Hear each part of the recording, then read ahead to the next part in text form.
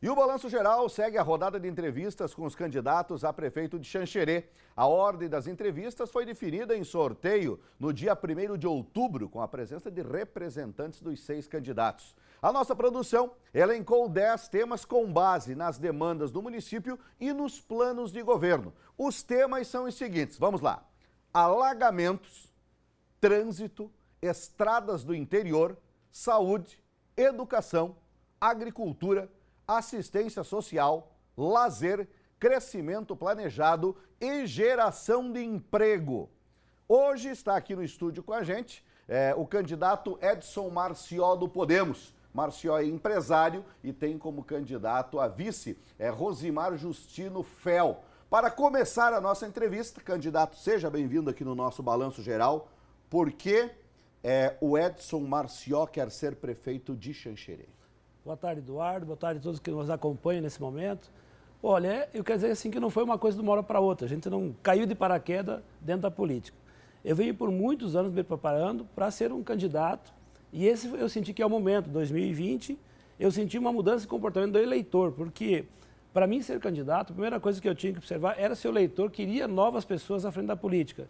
Em 2018, nós sentimos uma mudança muito grande no cenário da política brasileira. E aí, com isso, então, vi que o eleitor deu esse manifesto através do voto, eu comecei a fazer a estratégia para me tornar um candidato. Fui atrás de pegar um pequeno partido, porque eu entendo que os pequenos partidos dão mais liberdade de você fazer uma gestão, você tem uma pressão política menor, e com isso também os pontos que eu venho falando por que eu me preparei para ser candidato. Eu observei muitos pontos que eu considero que atrapalham a administração municipal. Eu vejo assim, ó, por exemplo, assim, o vice-prefeito. O vice-prefeito é o teu braço direito. Você tem que ter uma pessoa que seja íntegra, seja uma pessoa que você confie nela para te acompanhar esses 4 anos, até porque é muito difícil ver uma gestão entre prefeito e vice terminar junto até o final dos 4 anos.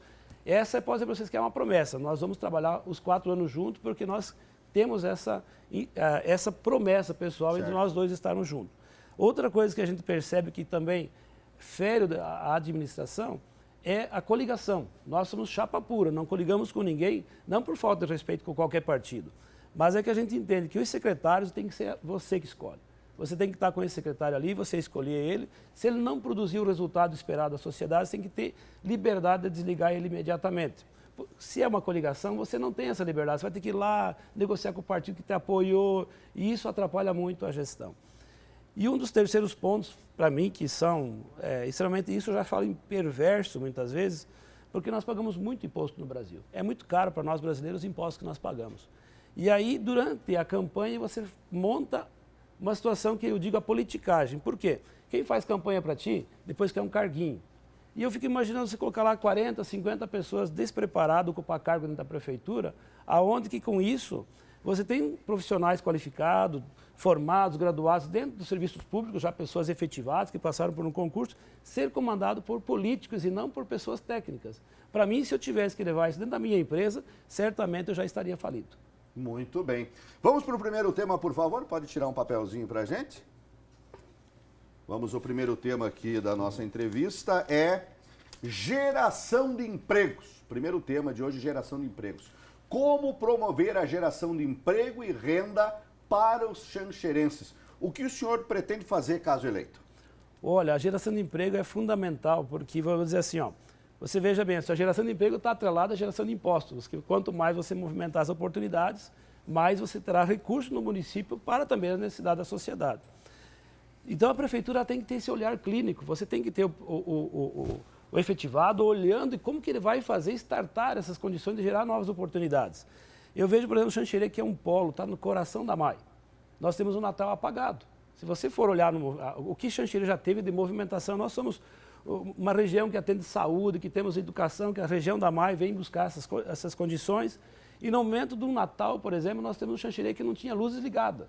Então eu vejo que o município tem que ser a máquina que faz essa ligação, que traga oportunização dentro do comércio, que é muito forte. Claro que a gente tem, hoje, vamos dizer assim, eu sempre falo assim, nós falamos muito de trazer investimentos de fora. Perfeito, eu acho que todo investidor que vem para Xanxerê é bem-vindo, é nossa obrigação dar as condições para que ele venha até o município, dar essas condições de se estabelecer. Mas eu vejo assim, se você oportunizar o crescimento lá dos pequenos, 500 pequenos empresários de Xanxerê, que já geram impostos, que estão lá tentando sobreviver, que talvez estão trabalhando fora da norma, porque o município não desburocratiza. Veja bem, se incentivar esses caras só que gerem uma vaga de emprego, já serão 500 vagas de emprego. São pessoas que têm uma história na cidade e que muitas vezes não são vistas da importância que ele tem no município. Então nós temos uma prioridade de observar essas pessoas que já estão, que querem realmente, estão só esperando um empurrãozinho, e eu vejo que a parte pública tem que ter esse olhar clínico, chegar lá e ver, dar um empurrãozinho. Eu vou te falar um exemplo que acontece, você me diga assim, agricultura, eu vou invadir um pouco o tema, vou misturar talvez lá depois fica mais curto. A agricultura é uma grande máquina tributária, e nós temos muitas vezes o cara lá com a intenção de fazer um aviário, por exemplo. Eu acho que o município tem que olhar quem é que está interessado, vamos lá fazer esse aviário, é futuro imposto no município. Então eu vejo que a agricultura, ela, digamos, na geração de emprego, ela não gera muito, porque ela gera muito serviço. Se você incentivar a agricultura, automaticamente você vai ter um grande volume de geração de serviço. É um círculo, é uma engrenagem perfeita. Então, eu vejo que o município, quem é que quer investir na agricultura? Existe muito dinheiro subsidiado para investimento na agricultura. Quais são as condições que nós estamos oferecendo para que lá, também na primária, comece a fazer a geração, para que depois chegue lá na geração de serviço, e assim o serviço movimenta o comércio e venha a transformação da indústria. Então eu vejo assim que o município tem que ter um olhar administrativo. As pessoas que estão lá efetivadas, que estão à frente da responsabilidade de desburocratizar o município, os vereadores sendo responsáveis nos seus avaliações do que é preciso ser modificado, que esteja travando o desenvolvimento, eu acho que é um conjunto para gerar as oportunidades, é a responsabilidade de todos nós. Dá tempo de mais uma, por favor? Tirar mais uma? Desculpa. Vamos aqui. Assistência social. O assunto agora é assistência social. O senhor fala que vai criar programas de referência para atender pessoas em situação de risco. Quais são suas ideias sobre esse assunto? Olha, assistência social, eu sempre digo assim, conversando com os servidores, eles falaram para mim que são os primos pobres, né? Então, veja bem, quando você vê isso, você vê que a pessoa está necessitando do amparo da sociedade. Ele já gerou imposto. Muitas vezes tem pessoas com certa idade, que já foram lá atrás, os responsáveis do desenvolvimento do nosso país, que enfrentaram o Brasil sem estrada, sem energia, e hoje que estão precisando do amparo do Estado, nós não estamos criando a aproximação para atender essas pessoas. Nós temos pessoas indo a Florianópolis, por exemplo, por questões de saúde, e que não tem um recurso, muitas vezes, nem comprar um lanche na estrada, porque o município não está percebendo. Nós queremos aproximar o executivo. Para você ter uma ideia, o vice-prefeito, ele vai estar acompanhando, por isso que eu falo o vice-prefeito da importância, ele vai estar acompanhando se o serviço está saindo a contento.